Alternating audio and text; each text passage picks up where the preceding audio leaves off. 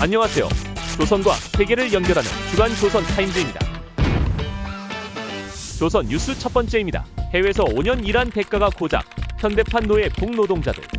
해외 파견 노동자들에 대한 조선 당국과 관리 일꾼들의 임금 갈취가 그 어느 때보다 심각한 것으로 알려졌습니다. 데일리 NK 러시아 현지 대북 소식통에 따르면 지난달 말 조선으로 송환된 건설 노동자 A씨는 귀국하기 직전 5년 동안 받지 못한 임금을 조선 관리 일꾼으로부터 정산받았습니다. 하지만 지난 2019년에 러시아에 나와 단 한 번도 임금을 받지 못했던 그가 귀국 직전 받은 돈은 2,000달러가 전부였습니다. A씨는 군인 건설 노동자로 군 복무 대신 러시아에서 일한 것이기 때문에 3인 노동자보다 임금이 훨씬 적을 것으로 예상은 했지만 5년 동안 극히 열악한 환경에서 밤낮 없이 일한 대가라기에는 너무나도 실망스러운 금액이었습니다. 해외 파견 노동자들은 임금을 매달 직접 받지 않고 귀국 직전이나 직후에 한꺼번에 받습니다. 대신 지금까지 얼마의 임금이 적립되어 있는지 적힌 임금 명세서에 서명하는 방식으로 매달 번 돈의 액수를 확인합니다. A씨는 귀국 직전인 지난 4월에만도 임금 명세서에 서명하면서 5,000달러 이상의 임금이 적립되어 있는 것을 확인했다고 합니다. 하지만 임금 정산 때 관리 일꾼이 지급한 돈은 2,000달러에 불과했고 이는 원래 받기로 했던 금액의 40%도 되지 않은 금액이었습니다. 예상보다 턱없이 적은 돈을 받은 노동자들이 왜 약속한 것보다 돈이 적냐고 따지자 청년동맹비, 식비, 거주비, 병원비 그리고 조선으로 귀국할 때 타고 갈 비행기값까지 뺀 것이라는 답변이 돌아왔다고 합니다. 특히 노동자 한 명이 한 달 동안 일한 대가로 러시아 건설회사로부터 조선 무역회사가 받는 돈은 3,000달러 이상이 될 때가 많지만 그중 95% 이상을 군인 건설자를 관리하는 간부들이 가로채고 있다고 소식통은 주장했습니다. 소식통은 건설 노동자 한 명의 국가계획분은 보통 한 달 3,000달러라며 조선 노동자들, 특히 군인 건설 노동자들은 일반 노동자들보다 체력이 좋아 노동 강도가 상당히 세고 짧은 공사 기간 안에 건물을 완성하기 때문에 작업비가 높은 편이라고 말했습니다. 주택이나 작은 상가 건물 하나를 3개월 안에 건설하는 조건으로 보통 25,000에서 3만 달러의 작업비를 받고 이런 공사는 노동자 3에서 4명이 맡기 때문에 이 돈이 순수하게 노동자 몫이 된다면 최소 1인당 매월 약 2,080달러를 받을 수 있습니다. 그러나 조선 무역회사들은 이 중 매달 100달러만 노동자들의 임금으로 할당하고 있으며 여기서 또다시 생활비 등을 삭감하는 방법으로 노동자들의 임금을 갈취하고 있습니다. 더욱이 국가에 헌납하는 돈은 매월 250달러 정도 되는 것으로도 알려졌습니다. 군인 건설 노동자를 관리하는 조선 무역회사의 간부들은 소자 이상의 좌관급 군인인데 이런 군 간부들이 하전사들의 임금을 가로채는 겁니다. 하지만 군인 건설 노동자들은 군 복무를 대신해 해외에 나온 것이기 때문에 임금이 적어도 항의하거나 하소연할 수 없는 상황이라고 합니다. 이에 군인 건설 노동자들 사이에서는 우리는 돈 찍는 기계에 불과했다. 죽을 고생을 하고도 겨우 이 돈을 받는 걸 알았더라면 나오지 않았을 것이라는 말이 나오기도 했다고 소식통은 전했습니다. 두 번째 뉴스입니다. 팔삼벌이하는 북주민 눈에 띄게 늘어 직장들도 어서 하라. 최근 조선에서 직장에 출근하지 않는 대신 일정 금액을 납부하면서 개인적으로 돈벌이하는 이른바 팔삼 노동자들이 크게 늘고 있는 것으로 전해졌습니다. 국가적 과제를 수행해야 하는 직장들에서도 부족한 자금 마련을 위해 노동자들의 팔삼벌이를 적극 용인하고 있다고 합니다. 데일리 NK 평안북도 소식통에 따르면 지난 2월을 기점으로 소속된 직장에 출근하지 않고 매달 일정 금액을 납부하면서 개인 돈벌이를 하는 팔삼 노동자들이 눈에 띄게 증가했습니다. 소식통은 과거에는 팔삼벌이를 하려면 매월 내야 하는 팔삼 계획분 이외에 기업소 간부들에게도 뇌물을 고여야 했지만 요즘은 직장에 팔삼벌이를 하겠다고 하면 어서 하라고 반길 정도라며 기업소마다 맡겨진 과제를 수행해야 하니 팔삼벌이를 하겠다는 사람들을 독려하는 것이라고 말했습니다. 현재 조선에서 배급이나 생활비가 제대로 지급되는 곳은 군수공장이나 당기관 같은 주요 정권기관밖에 없습니다. 그 외에는 소속된 직장에 나가서 일을 해도 배급이나 생활비를 받지 못해 다른 일을 하며 생계를 이어나가야 합니다. 조선에서 비교적 벌이가 좋은 편에 속하는 군수공장 노동자들도 많으면 한 달 15kg 정도의 식량이나 조선 돈 5에서 12만 원의 생활비를 받는데 이 정도로는 3인 가구가 한 달 살기도 어렵다는 게 소식통의 설명입니다. 그러나 팔삼벌이에 나서면 군수공장 노동자보다 더 많은 돈을 벌 수도 있어 직장에 출근하기보다 팔삼벌이로 개인 돈벌이하는 것을 선호하는 경우가 많은 것으로 전해집니다. 그러나 직장에 팔삼벌이를 하겠다고 해놓고서 수입이 부족해 팔삼 계획분을 제때 납부하지 못하는 경우도 다반사라고 합니다. 이런 경우에는 직장으로부터 계획분 납부를 독촉받거나 심하면 무단결근을 이유로 노동단연대에 보내지기도 하는 것으로 알려졌습니다. 소식통은 83으로 이름을 올린다고 다 개인 벌이를 잘하는 것은 아니다라며 그래도 잘하면 직장에 다닐 때보다 더 잘 먹고 살 수 있고 요즘 지방 기업소들도 자금이 필요하기 때문에 팔삼버리는 앞으로도 계속 늘어날 것으로 보인다고 말했습니다. 세 번째 뉴스입니다. 동무역회사들 대북 제재에도 석탄 수출 판로 찾으려 혈안.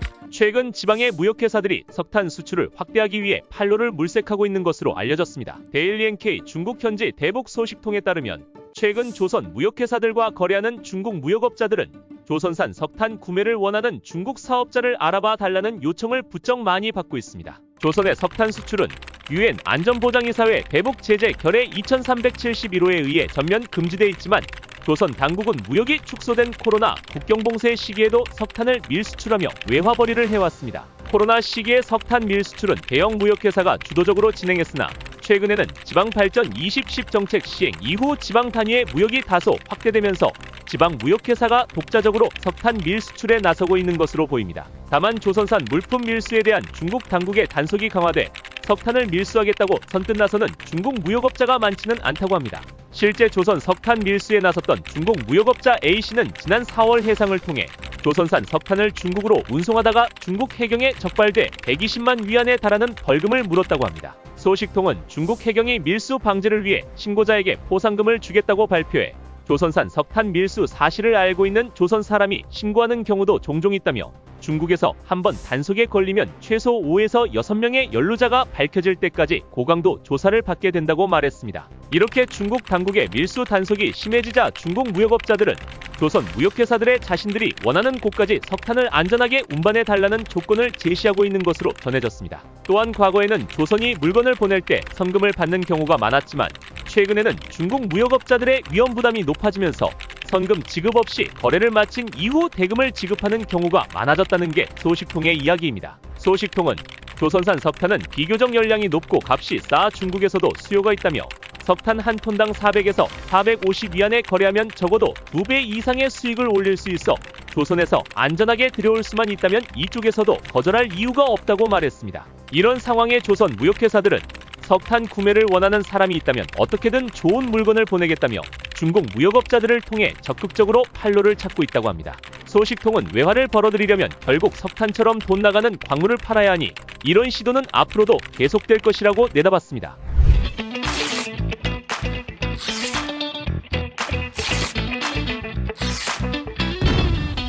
세계 뉴스 첫 번째입니다. G7 러시아 동결자산 활용, 우크라 500억 달러 지원 합의. 주요 7개국 정상들이 13일 러시아 동결자산으로 우크라이나에 500억 달러를 지원하는 데 합의했다고 외신들이 보도했습니다. 러시아는 이에 대해 고통스러운 대가를 치르게 될 것이라며 강하게 반발했습니다. G7 정상들은 이날 이탈리아 동남부 풀리아주 브린디시의 보르고 에냐치아 리조트에서 개막한 G7 정상회의 첫날부터 우크라이나에 대한 지원 확대를 의제로 다뤘습니다. G7 의장국인 이탈리아의 조르자 멜로니 총리는 회의 뒤 취재진에게 우리 관할권에 동결된 러시아 자산의 수익을 활용해 대출 형식으로 연말까지 우크라이나에 약 500억 달러를 추가 재정 지원하기로 정치적 합의에 도달했다고 밝혔습니다.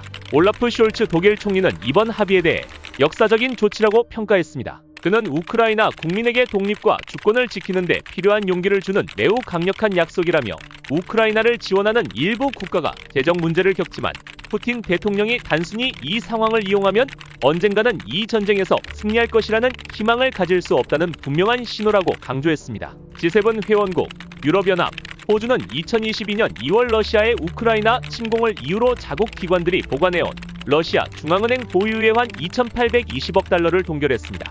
미국은 애초 동결 자산을 몰수해 우크라이나를 직접 지원하자고 제안했으나 대부분의 러시아 중앙은행 자산이 예치된 유럽 국가들은 법적 문제를 이유로 난색을 보여왔습니다. 이에 G7 정상들은 러시아 동결 자산을 직접 처분하지 않으면서 동결 자산에서 나오는 이자 수익을 담보로 우크라이나에 500억 달러를 올해 말까지 지원하는 것으로 절충점을 찾았습니다.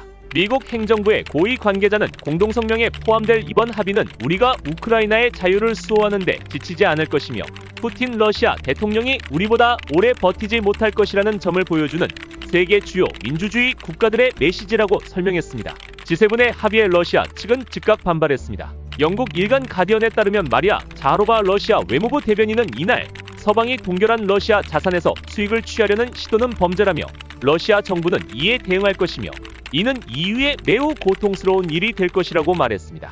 두 번째 뉴스입니다. 러 전쟁 동원하려 여성 죄수 대거 석방. 우크라도 수감자 징집 나서 우크라이나와의 전쟁 장기화로 병력 부족에 시달리는 러시아가 여성 죄수까지 대거 석방의 전장에 동원하려 한다는 주장이 나왔습니다. 뉴욕타임스는 익명의 죄수 출신의 말을 인용해 군 징병관들이 상트페테르부르크 외곽교도소에서 여성 죄수 여러 명을 징집했다고 전했습니다. 다만 이번 모집이 단일 사례인지 시범 프로그램인지 아니면 대규모 계획의 일환인지는 확실치 않다고 신문은 전했습니다. 러시아 당국은 지난해 가을부터 여성 재소자들을 모으기 시작한 것으로 전해졌습니다. 러시아 세계 지역의 교도소 전현 수감자들에 따르면 군복을 입은 신병 모집책들이 지난해 가을 여성 교도소를 돌면서 여성 수감자들에게 입대를 제안했다는 겁니다. 이들은 사명과 함께 1년 동안 최전방에서 복무하는 대가로 러시아 최저임금의 10배인 한 달에 2,000달러의 임금을 주겠다고 했습니다. 그러나 당시 입대하겠다고 자원한 여성 재소자들은 아무런 설명을 듣지 못한 채 여전히 교도소에 복역 중이라고 전 재소자들이 전했습니다. 러시아 정부가 여성 죄수들을 징집하고 나선 것은 러시아 국민들이 반발하는 강제동원령을 피할 수 있기 때문이라고 신문은 진단했습니다. 러시아는 우크라이나 전쟁 시작 이후 병력 부족을 겪자 자국 죄수들을 용병으로 뽑아 최전선에 투입해왔습니다. 러시아와 전쟁을 하고 있는 우크라이나도 병력난에 시달리면서 수감자들을 전장에 동원하려 하고 있습니다. 우크라이나는 최근 군복무 조건 가석방 제도를 도입했으며 수감자 약 3,000명이 군복무에 지원한 것으로 전해졌습니다. 러시아의 수감자 징집을 비난해왔던 우크라이나 정부가 최근 들어 기조를 바꾸고 수감자 징집을 택한 것은 그만큼 병력이 부족하다는 의미로 풀이됩니다. 우선 우크라이나는 인구 측면에서 러시아에 한참 밀립니다.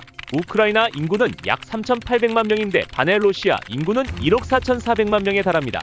여기에 러시아는 개전 직후부터 최전선에서 복무할 수감자들을 모집하며 병력을 늘려왔습니다. 우크라이나도 동원 연령을 낮추고 군입대에 대한 재정적 보상을 늘리는 등 병력 확대에 힘써왔지만 역부족이었던 것으로 보입니다. 지금까지 한 주간의 세계와 조선의 소식을 전해드리는 주간 조선 타임즈였습니다. 다음 주에도 알찬 소식으로 찾아뵙겠습니다. 감사합니다.